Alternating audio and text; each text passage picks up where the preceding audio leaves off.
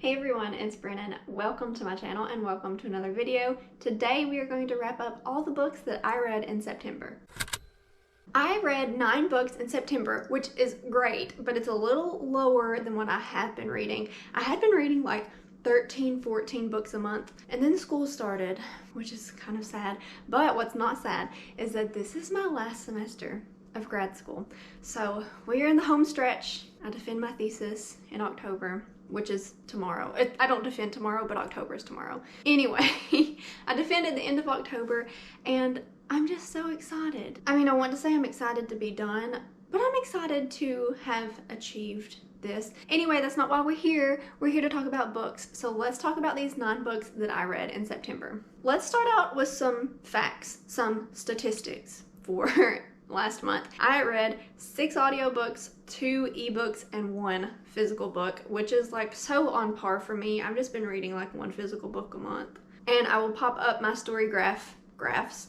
And my mood was again pretty dark and mysterious, but also pretty equally lighthearted. So, you know, take with that what you will. I noticed reflective was in here, and I'm trying to think of which of my books was reflective.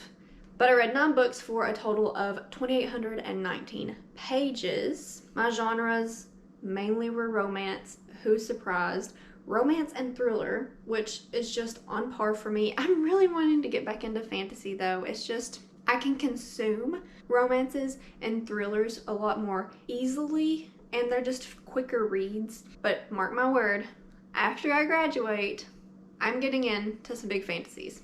And my average star rating for September was 4.06 stars. I had 1 2-star book, 1 3-star book, 1 3.5 star, 2 4 stars, and 4 5 stars. So like I have been doing, we will go in order from the least good, my least favorite book of the month to my most favorite book of the month. So without further ado, let's get started. I am sad, but also kind of excited to talk about my least favorite book of the month, which was The Spanish Love Deception by Elena Armas. I gave this book 2 stars. I'm reading it in a vlog that I'm filming right now in collab with Amanda from Ginger Snapped Reads. But anyway, I really wanted to like this book because everyone, like 3 or 4 people I've seen on Instagram and BookTube, like absolutely living for this book. So I started it anticipating that I would like it because I'm really not that difficult to please, but I just did not mesh with this book. This is a romance, it's indie romance, and we're following 2 people who work together in an engineering firm in New York City. Their names are Catalina, and Aaron, and they are enemies right now. At the beginning of the book, they're enemies. This is an enemies to lovers fake dating office romance. Sounds fun, right? So Lena is wanting a date for her sister's wedding in Spain. She is like searching for anyone. Well, Aaron, on the first page of this book, offers to be her date, even though they are like office enemies. They butt heads, they don't get along. But Aaron is like, I'll go with you. And Catalina's like, absolutely not, you will not go with me. Well, I thought this was going to be good because this literally happens on the first page. But let me tell you, this is the slowest paced romance I've ever read. This was almost 500 pages. And I just thought so much of this could be cut out. There was a charity event where she went with Aaron before they even went to the wedding. That whole thing didn't have to happen. I think a lot of things in this book were really repetitive. She keeps describing how large Aaron is. Halfway through the book, I'm like, okay, like how massive is this man? So he's like a former football player, but she just harps on his size. And then Catalina is doing like some restrictive eating before the wedding, and she's feeling like negative health effects from it. And then all of a sudden Aaron's like, why are you watching what you eat? You don't have to watch what you eat. Here, have every pastry that's in this coffee shop display. And then it was like over. And then I was like, you don't solve restrictive eating patterns like that. Anyway, I didn't vibe with that. And then I really didn't like that Lena placed all of her self-worth, all of her value within herself, even though she is this like smart female engineer with a lead position in her company. She places all her value on what her family thinks of her, and therefore she has to bring a date to this wedding because she has this like past trauma where she dated someone who was in a power position above her and it didn't turn out well. So she has a lot of trauma that she's working through, and then I just feel like all of a sudden everything was solved. So I just like didn't like the themes in this book, and apparently I could go on, but let's move on to my next book from last month. And that is Neanderthal Seeks Human by Penny Reed. So this is the first book in her Knitting in the City series. I gave it 3 stars, but it is a pretty happy 3 stars. It was good. We are following Janie and Quinn, and I read the Winston Brothers series over the summer. But Quinn is Shelley Sullivan's brother, and he makes a little appearance in Bo and Shelley's book. So I will say I'm excited to continue with this series, but this first book was not my absolute most would die for favorite. Also, I think this is the first book that Penny Reed ever wrote. I might be wrong. Correct me if I am. So Janie is like this super quirky. She's like an accountant. She knows all these random facts. Like her hobby is just like learning random facts. And so her story is that in the first page of this book, her long-term boyfriend breaks up with her and asks her to move out. Does he ask her to move out? No, actually I think he tells her that she should stay. Okay, her long-term boyfriend of 6 years breaks up with her and she gets fired from her job. And then Quinn is kind of a security guard in her office and he has to escort her out. So in the Winston Brothers series, our like drama is the motorcycle club in their community. Well, this one's set in Chicago, and Janie's sister, who looks a lot like her, like she and Janie look alike, her sister has gotten into a bad crowd and kind of has a hit out on her. So then some people are trying to kind of kidnap Janie, and then Quinn is helping her, and also Janie gets a new job that's kind of with Quinn. Anyway, what I did like about it was just I enjoy Penny Reed's writing. I just think her books are so fun. What I did not like was Quinn.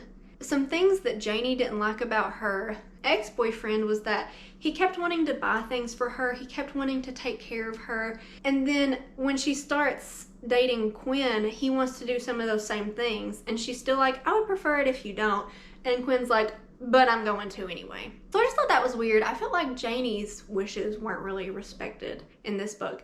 But I'm super excited to continue with the series. The next book is her friend Elizabeth, and she's a nurse. And I'm really excited for some healthcare romance. I don't know, I've never read that before, but I'm hoping that the next book will give that to me. The next book I read in September was If the Shoe Fits by Julie Murphy. This is the one and only physical book that I read, and it is so super cute. I just really like the size of this book, and the hardcover is pink and the inside is this really cool yellow. I just think this is a really nice looking book. But this book has a bachelor-esque theme.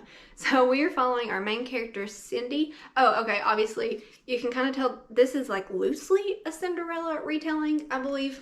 So we're following Cindy, and she has graduated from college. She's not really sure what to do. She went to a really nice design school in New York City, and now that she's graduated, she has moved back home, and her home in LA is with her stepmom and her stepsisters. Very Cinderella. Although her stepmom and stepsisters are like pretty nice. Anyway, her stepmom is the producer of a Bachelor type series in this world. I think it's called After Midnight, something like that. Anyway, I'll spare you the details. Cindy ends up on this show, and she's really interesting in it because she's a plus size contestant on here, and she's just like very open with her body. I shouldn't say it like that. She's actually not very open with her body. So this was the Sugar and Spice book club pick for some month, and when Kirsten started reading this, it gave her like a content warning, like adult themes in this book, and we never really got any of those. It did not get steamy. They like kissed, and I don't know if they slept together or not. Like, it was very fade to black if they did anything at all. But obviously she falls in love with the Bachelor contestant. I can't remember his name, but he's actually the son of a famous designer, and this is also just kind of mixed with Cindy finding her footing in the fashion world. She really likes shoes. There are amazing shoe and outfit descriptions in this book. It was a fun time. It was not my most favorite book that I've ever read. I gave it 3.5 stars. I think it could have been a little longer. Like it was honest, I think it was less than 300 pages, where the first book I talked about was way too long. I think we could have gotten more if this had a few more pages in it. Now we're getting into the solid 4-star books that I read in September. The first one I'll talk about is Velvet Was the Night by Sylvia Moreno Garcia. I really liked this book, so I don't really know what I expected going into it. I think I was expecting more of a thriller, but really this is more of a dramatic dramatic, what's the term? Historical fiction. When I say historical, I'm talking like historical romances. This is set in Mexico in the 1970s. So we have a few characters, and our female character is this young, actually she's, in this time, she's like not that young. She's almost 30, I believe. And she's an office worker. She's like a secretary. She doesn't like love her job. She doesn't really know what she wants to do. She has a lot of pressure from her family to get married, but she really likes these like romantic comic books and records. So she has her interest and she's just trying to live her life, you know? So she's one of our perspectives. And then we have another perspective from this, I want to say gang member, but it's not really gang. I think the group were like the Hawks, and they're probably an actual group, but they kind of silenced political activists in this time period by beating them up. So we have a perspective from one of their members, and the story is centering around our female character. One of her apartment neighbors went missing, and she had these pictures with her, these incriminating photographs for something political, and then the Hawks group is looking for her, but all these other groups are looking for her too. And I'm sorry, I've forgotten names, which is why I can't really talk about them. Actually, the guy in the Hawks, he goes by Elvis, but I can't remember our female main character's name. Anyway, she gets roped into searching for this girl, and she's like enjoying her life being more exciting, but then it gets a little more dangerous than she's anticipating. And I was just rooting for this like love connection between her and our Hawk baddie guy. I just had a really good time. I listened to this on audio, which was fantastic, and I gave it 4 stars. I really don't know what else to say about it. I had a good time. It was like dark, like noir. Is that the term for this book? It was really good. I enjoyed it. I think it would be perfect aesthetic for the fall season. The second and my favorite 4-star book that I read in September was Blacktop Wasteland by S.A. Cosby. We're following a black man who went to juvie for doing something to help out his criminal dad when he was younger, but now he's out, he's got a family, he runs a garage, like he's a mechanic now, but he's a really good driver. He can drive a car, he can rig up a car to be really fast. His true interest in life basically is being a getaway driver. So this is like a heist book. He gets in a tight spot, he needs some money for some different things going on in his life, and he gets an opportunity to get in on this very profitable jewelry store robbing gig.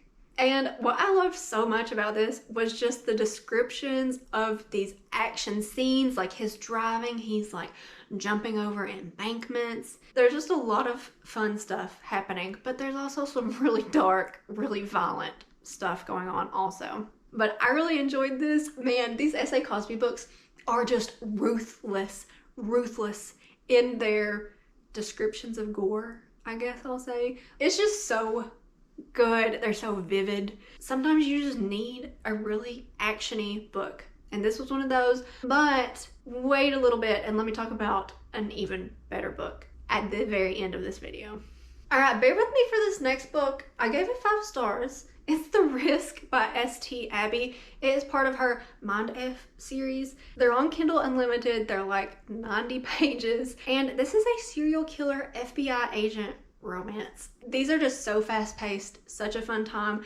Our main character, our female main character, is the serial killer. She had something happen to her in her past. At the end of this first book, we aren't like super clear on what happened, but she has some past trauma that made her have to go through a lot of surgeries, and now she looks like a different person, and she is getting revenge on the people who did this to her. It was so much fun. And then she happens to meet the FBI agent who is on her case, and they fall in love and they start a relationship. This series is just how they work it out, how she continues getting her revenge and he continues on the case. I think at the end of the book 1 there was kind of something else that got roped in that might put our female main character in a little bit of danger. So I'm super excited to continue with this series. I mean, I read it in like a day. I mean, I gave it 5 stars. Shorter books, 5 stars. I mean, apparently that's just my jam lately, even though I started this video by saying I wanted to pick up some of my more heavier fantasy books. But anyway, The Risk, 5 stars. Can't wait to read more in this series. The next 5-star book or short stories that I read Penny Reed's Beardy Bonuses. This is just short stories from our Winston Brothers universe. I gave it 5 stars. There's a Christmas one with Claire and Billy. There's random letters that the characters write to each other.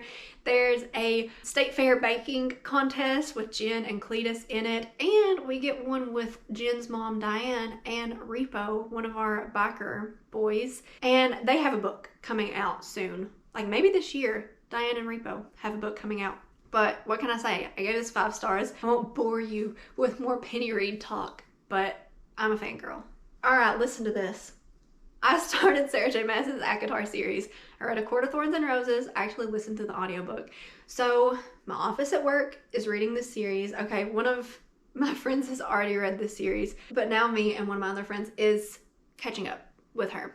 Anyway, I read the first book. I gave it 5 stars. Who's surprised? It's fantasy romance. I've given all of the Throne of Glass books 5 stars. So this is a fae-centered fantasy romance. And when I start out with that, you should just assume that it's a new favorite for me. But we start by following Feyre. She is a human girl. She has been having to provide for her family for like 8 years. She's the youngest daughter and her family came from money, but now they are destitute and she has to go into the woods and hunt to feed them. And then one day she kills a fairy and then she gets taken back into Fae world. She's not a prisoner, but she has to live there. And she meets a Fae lord named Hamlin, and she has to live in his estate. And then obviously they get something going on, but I don't know how it's going to go because obviously, I say obviously because I just assume people on the internet are at least familiar with this series, if not have read it multiple times, except for me. But this is like the perfectly paced novel. Like I was just having a great time at all points. I was always interested in what was happening. The last third of the book is super, super exciting. She is saving her fairy lord and doing these tasks, challenges, which kind of puts me in the mind of the first Throne of Glass book. But I loved this. I can't wait to see where it goes. I know who she probably is supposed to end up with because, you know, I don't want to spoil anything in this video, but I'm thinking of doing a TikTok series where I talk about these books while I read them. I made a TikTok. I'll link that below if you're interested in it. It's just memes right now. Anyway, let's get on to the last and best book that I read in September. It was Razorblade Tears by S.A. Cosby. Wow, this book was just the perfect revenge story. We have this unlikely duo of this reformed felon who now owns this successful lawn service business and another reformed felon. Anyway, they are dads and their sons were an interracial gay married couple. Well, their sons got murdered and no one knows who did it and no one's trying very hard to figure out who did it. So they take it into their own hands and it is just absolutely fantastic. So exciting, so fast-paced, so actiony. This unlikely pair just like bantering with each other, but also like talking through the issues that they've had in society and like having conversations like that and then trying to kind of become people who their sons would have been proud of. They did not have good relationships with their sons. Like they had not shown them support. This was just so good. Gory for sure. If like bloody scenes bother you, just know that going into it. This was fantastic. I don't know what else to say. I spent like 30 seconds talking about that. The only thing that threw me off was that their sons were, get this, they were 27 and they owned a house. Not only did they own a house, they had paid for it. They had a paid for house. One of them is a journalist at a nonprofit and the other worked in a bakery. And I'm like, how did these men pay for a house? And they have an adopted child. So they adopted a child, paid for a house.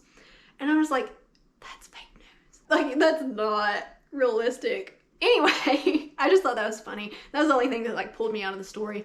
Everything else, I was devoted to this audiobook. It was me for like 2 days. It was so good. I would recommend it. If you just like want a fast-paced, emotionally involved story, pick it up. It was so good. I cannot stop thinking about it. Anyway, let me know if you've read any of these books. Comment down below a pumpkin emoji because I put pumpkins up on my bookshelf and it's almost October. It will be October when you see this video. So comment down below. Let me know if you're interested in reading any of these books. Give this video a thumbs up if you enjoyed it. Subscribe if you haven't already, and I'll see you in my next one.